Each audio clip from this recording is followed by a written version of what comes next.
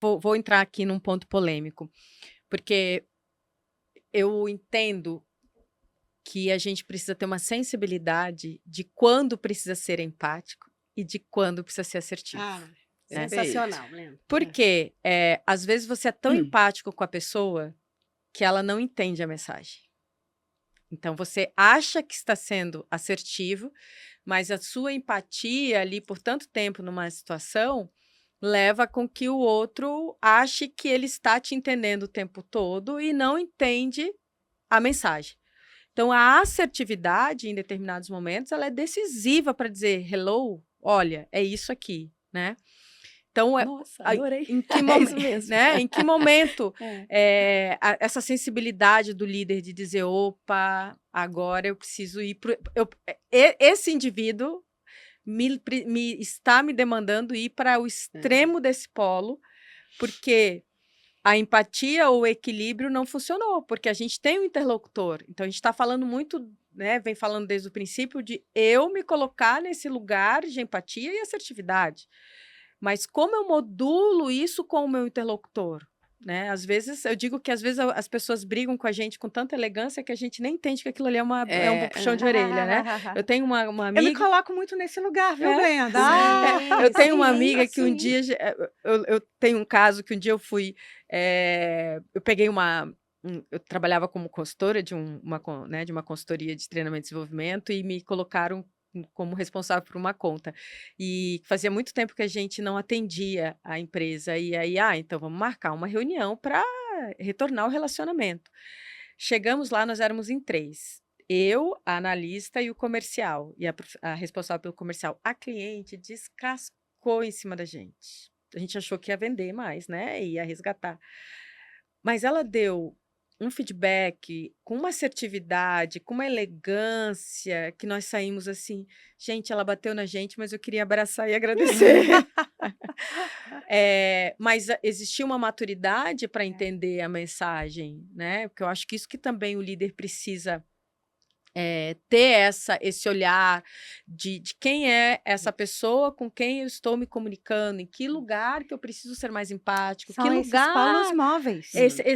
O polo, ele precisa ser móvel. Não é no meio, né? Não é no meio, não é não meio ficar empático no meio, e meio... E em todas as relações eu fico no meio, equilibrando de um lado a balança, Não é isso. a assertividade, do outro lado a empatia. Porque essa mobilidade faz com que o outro te enxergue. Quase como um processo químico. 3 gotas de... Por favor, gente. 3 gotas de empatia com 5 de assertividade, né? Eu acho que esse mix, ele precisa... E essa necessidade do líder de fazer uma leitura de quem o outro é e do que ele precisa. Então, quando eu faço a leitura, mapeio, talvez eu consiga levar o outro a essa transformação, muitas vezes a mudança do comportamento, né? Agora eu tenho uma pergunta que me ocorreu aqui. Vou fazer Blenda e Lu. Existem momentos que você está atento para se mover dentro dessa polaridade. Será que existe um melhor momento, a partir do momento que você percebe, né? Aí eu estou criando uma situação hipotética. Você é muito assertivo, você já sabe que você precisa ser mais empático, transitar um pouco, né? Caminhar um pouco para o outro lado dessa polaridade, porque você entendeu o momento da pessoa com quem você vai se comunicar. Agora, existe essa decisão de você falar assim, gente, mesmo eu sendo muito empático, trabalhar essa empatia, é melhor não falar neste momento? Opa! Claro, acho que é uma decisão... Não é? Porque diária, mesmo se a gente né? for trabalhar, existem momentos também. Então, acho que a gente pensar dentro de um contexto, muitas vezes, você já percebeu como você quer atuar, né? Assim, em que lado dessa polaridade você tem que estar. Mas tem muitas vezes que... Não é? A gente não precisa pensar que não é a hora certa da conversa. E mais ainda, eu acho. Eu vou pegar o gancho da sua fala pessoal aí, de quanto você é assertiva. Eu sou extremamente assertiva. Né? Se eu não tivesse um pouquinho de autoconhecimento, na verdade, eu acho que eu já fui... a assertividade, ela é vista de uma forma... Lado negativo. Do lado super negativo, né? Ruim. Que você pode passar como, de certa forma, até grosseira. Sim. Né? E, na verdade, você está sendo assertiva, né? Porque Aqui só assertividade sem... parênteses. Assertividade sem a empatia, né? Sem uma relação de confiança com o outro, principalmente. Porque quando existe a relação de confiança, isso ameniza, né? Mas vai lá. Não, só um parênteses. Para reforçar esse meu lado assertivo, tem uma pessoa que me chama de SS. Sabe o que significa que é SS, Super Flávia? sincera. Então, assim, de tanto que... só não pode ser super sincericídio. Não deveria ser. Ela falou que ela se espelha, ela me vê. O Luiz Fernando Guimarães tinha um personagem uma vez num programa que era o super sincero. Ali era o sincericídio. Ela fala Ali era o sincericídio. É você, mas desculpa, era só esse parênteses. Então... Mas eu queria retornar à tua pergunta, né? E aí, o que acontece? Na evolução da nossa maturidade, né?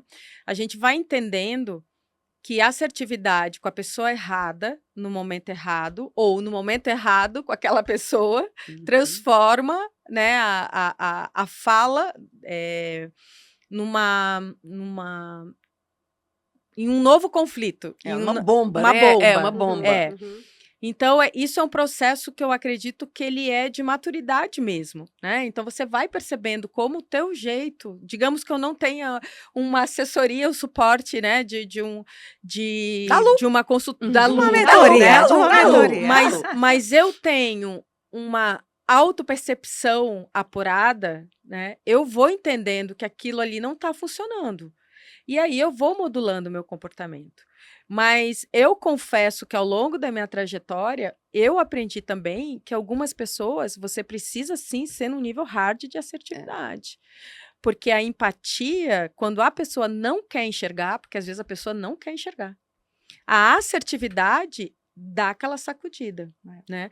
Agora, mesmo assim, você precisa saber usar e o momento usar. Dosar, é o bater com elegância que você falou também. Não, às vezes nem tem elegância, tá, Carol? Não, mas aí você balanceia. Em certos momentos, é igual filho. Você precisa chamar atenção e é só o chamar atenção. Né? E vai precisar de uma dureza ali. Uma firmeza, tá? Eu vou ajustar essa palavra, a firmeza. Uma firmeza. Mas e aí, no momento seguinte, em que for necessário uma nova intervenção, você já pode com mais elegância, você já vai dosando ali a empatia, né? Que aí é esse equilíbrio, que não é um equilíbrio fixo, de estar entre os dois. É a mobilidade dos polos. Mas eu acho que quando alguém chega no nível de alta assertividade, é porque ela já navegou entre os polos da assertividade e da empatia e não funcionou.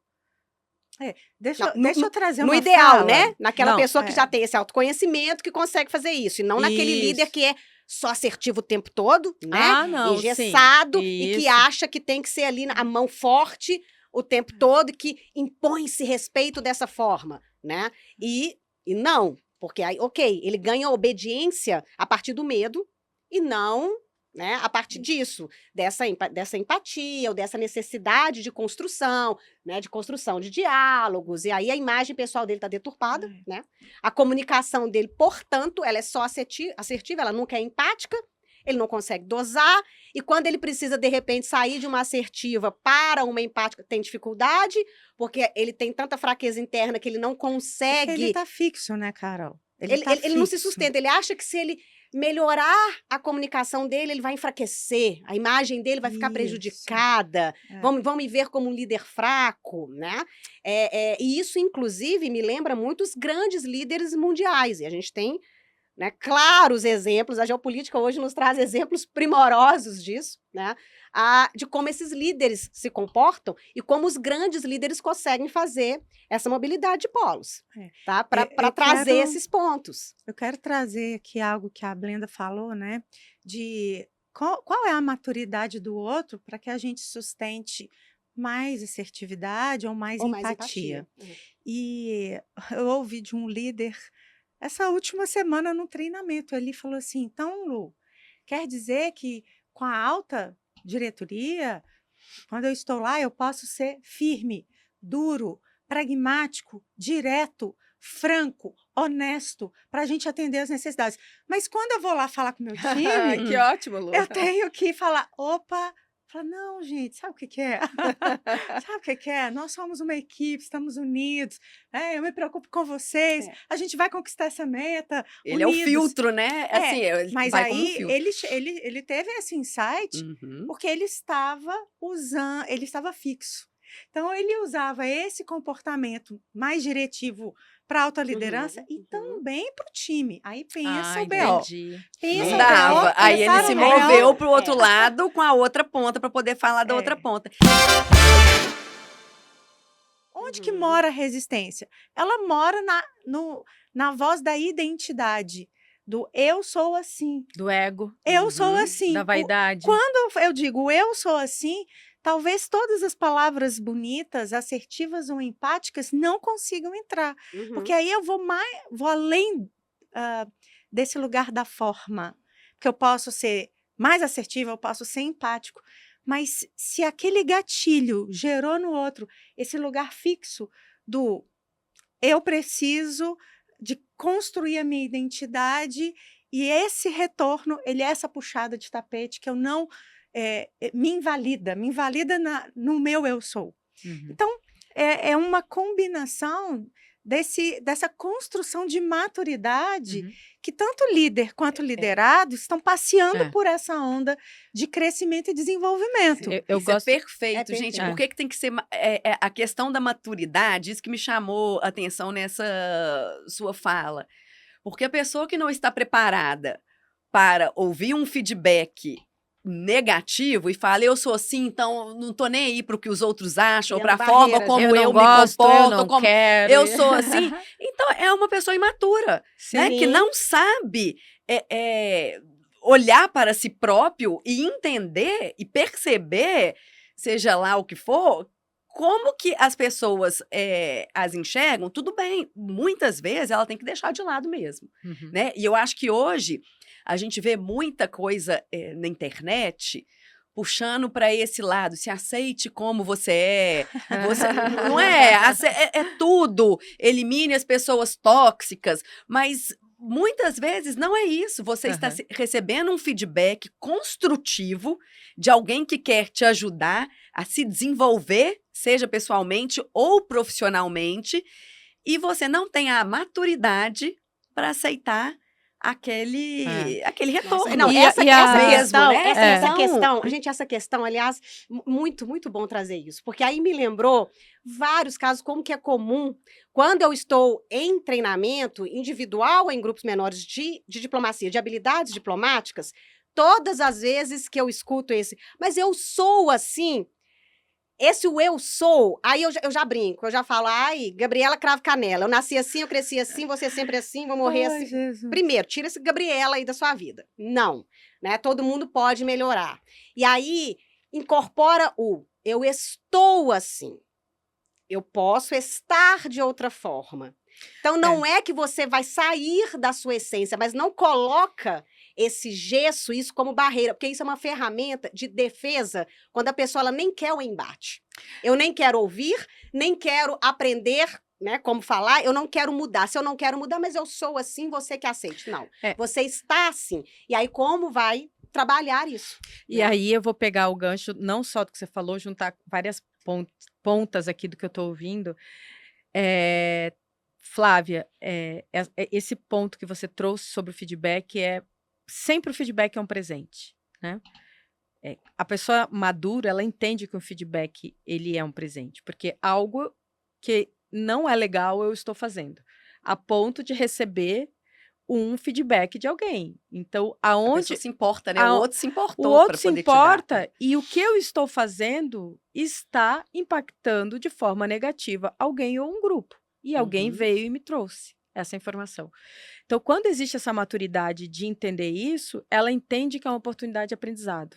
E aí eu agarro aquilo com todas as dores e os amores, porque dói, né? A gente perceber que a gente achava que estava fazendo algo correto e certo, não está correto e não está certo, à vista daquele grupo que eu pertenço, ele nos faz mal. Né? No início, ele nos leva para um lugar de descobrir, poxa, o que eu fiz de errado?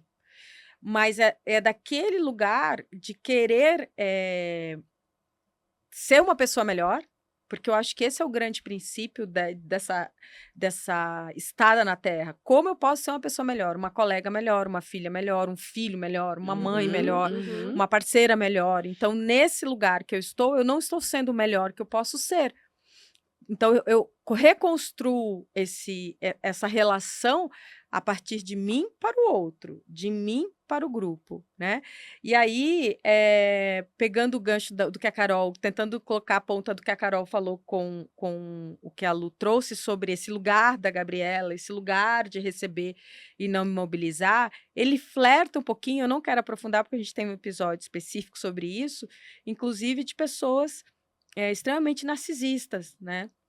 Onde existe o alter ego aí extrapolado, né? Mas aí, gente, acompanhe a gente nos outros episódios que nós vamos discutir sobre isso. Foi só spoiler para dar um gostinho, porque essa rigidez interna e essa resistência começa a fazer a gente buscar várias muletas para justificar a não mudança, né? Então, vamos dizer assim... Isso me lembra muito, Lu, os treinamentos diplomáticos para cada situação. Né? Espera-se que você saiba navegar justamente entre a assertividade e a empatia, né? Com um domínio da comunicação, e aí você precisa, na maior parte das vezes, as capacidades de negociação. E aí é fazer a leitura do contexto, do interlocutor e do cenário para, desde a escolha das cores das vestimentas, tá? Do terno, de tudo, até do que você pode ou não pode usar. Então, aquilo é uma negociação mais difícil, então tem orientações. Ninguém pode ir todo de preto, tá? Para evitar que você tá ali muito pro embate, afastando. Então, sugere-se as cores mais claras para criar uma harmonia maior, sabe? Que as mulheres possam ir com um pouco mais de elementos de doçura, que a gente chama de elementos de doçura, tá? Nas vestimentas. Põe um pouco mais de cor, pode colocar um brinco um pouquinho maior, sabe? Trazer um toque mais de feminilidade para amansar. Agora... Mas uma pergunta... Isso aí é uma estratégia de empatia ou é uma estratégia de negociação? Eu não sei, eu não conheço.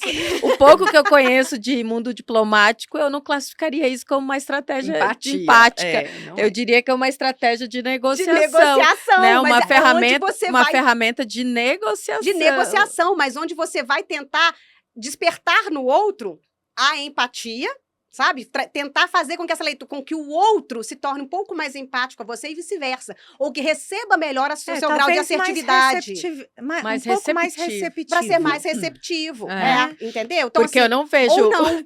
Eu não vejo... Se você quer chegar assertivo, mas depende. Se é uma conversa que você sabe que a sua imagem precisa ser vista de cara como assertiva, você chegou ali para ser pragmático. Mas você não chega para conversar. Aí a orientação é tirar todos esses elementos.